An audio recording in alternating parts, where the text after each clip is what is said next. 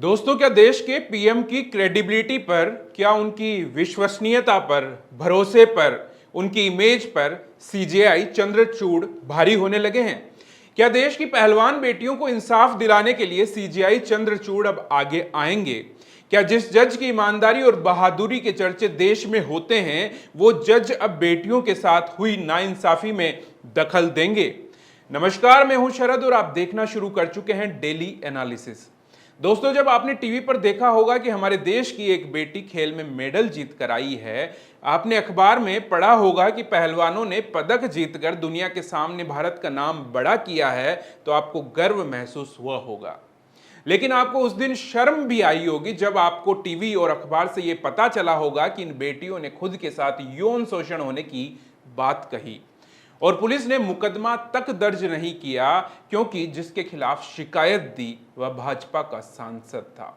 भाजपा के लिए वोट का एटीएम था ऐसा सांसद जो कि पार्टी के दिग्गजों का चहेता था। किसकी हिम्मत हो कि सीधा मुकदमा दर्ज कर लिया जाए, लेकिन फिर भी एफआईआर तो दर्ज हुई, सीधी तो नहीं लेकिन सुप्रीम कोर्ट की दखल के बाद। यानी कि जो सिस्टम बेटियों की बात भी नहीं सुन रहा था, उस सिस्टम को आईना दिखाया सीजेआई चंद्रचूड़ ने और उसके बाद 2 एफआईआर दर्ज हुई। लेकिन अब एक बार फिर पहलवानों को न्याय के लिए मदद की जरूरत है, क्योंकि लड़ाई भी छोटी नहीं है। आरोप उस पर लगे हैं जिसे देश की सत्ता से समर्थन है। इसका अंदाजा आप इस बात से लगा सकते हैं कि दिल्ली पुलिस ने ब्रजभूषण को क्लीन चिट दे दी पॉक्सो के आरोप से।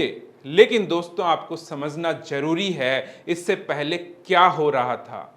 आसाराम जैसे संत पर भी पॉक्सो के आरोप लगे, हटवाने के लिए कोर्ट में कई दलीलें दी गई, लेकिन कोर्ट ने गंभीरता समझी, तथ्यों पर बात की और आखिर तक क्लीन चिट नहीं मिल पाई। और यहां पुलिस ने क्लीन चिट दे दी क्योंकि उससे पहले परिवार एक दबाव को महसूस कर रहा था। पिता के बयान तो आपको याद होंगे कि उन पर दबाव था, वे अपने परिवार की सुरक्षा की बात कर रहे थे। इसके बाद तो आश्चर्य करना बेकार होगा कि दिल्ली पुलिस ने क्लीन चिट दे दी। अब ये बात कि जस्टिस चंद्रचूड़ कैसे प्राइम मिनिस्टर पर भारी पड़ रहे हैं। अब दोनों स्थिति इस मामले पर देखते हैं, जस्टिस चंद्रचूड़ की ओर से और प्राइम मिनिस्टर मोदी की ओर से।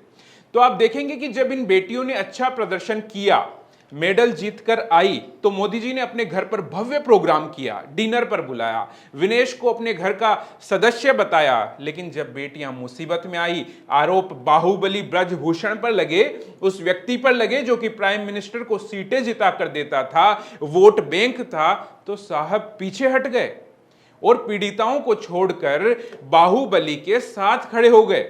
सरकार उसके साथ खड़ी हो गई थी, ये देखा गया। अब दूसरी तरफ जस्टिस चंद्रचूड़ को देखें तो उनका ना तो इन लड़कियों से कभी मिलना हुआ था, ना ही किसी तरह का परिचय था। लेकिन जस्टिस चंद्रचूड़ की कोर्ट में जब देश की बेटियों की गुहार आई, तो तत्काल उन्होंने कह दिया कि इसमें एफआईआर दर्ज हो, और चाहे कितना भी बड़ा बाहुबली क्यों ना हो, बेटियों के साथ अन्याय किया तो जेल जाएगा।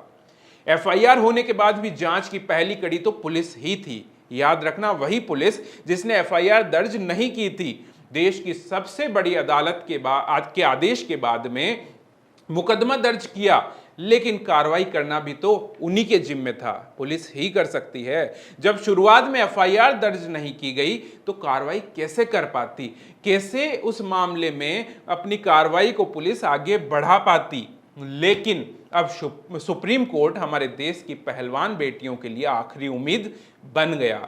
सोचकर भी बड़ा अजीब लगता है कि एक और मुकदमा जिसमें पहलवान बालिग है, क्या उसमें पुलिस की ओर से क्लीन चिट देने के लिए धरातल तैयार किया जा रहा है?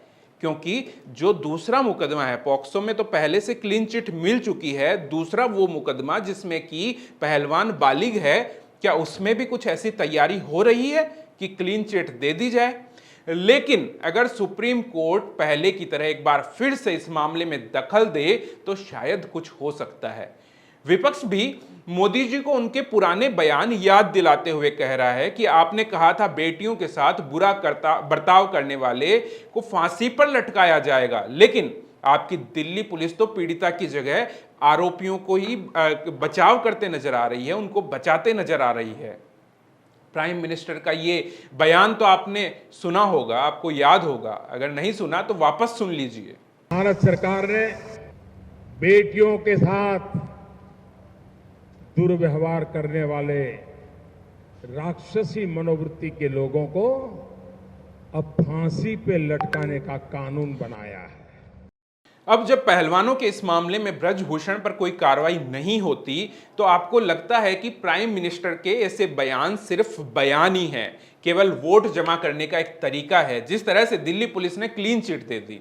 कांग्रेस नेता सुप्रिया श्रीनेत ने करारा जवाब देते हुए दिल्ली पुलिस ही नहीं बल्कि सरकार को भी कटघरे में खड़ा कर दिया। एक बार ये भी सुन लें। शाह की दिल्ली पुलिस ने 1000 पन्ने की एक चार्जशीट दायर करी है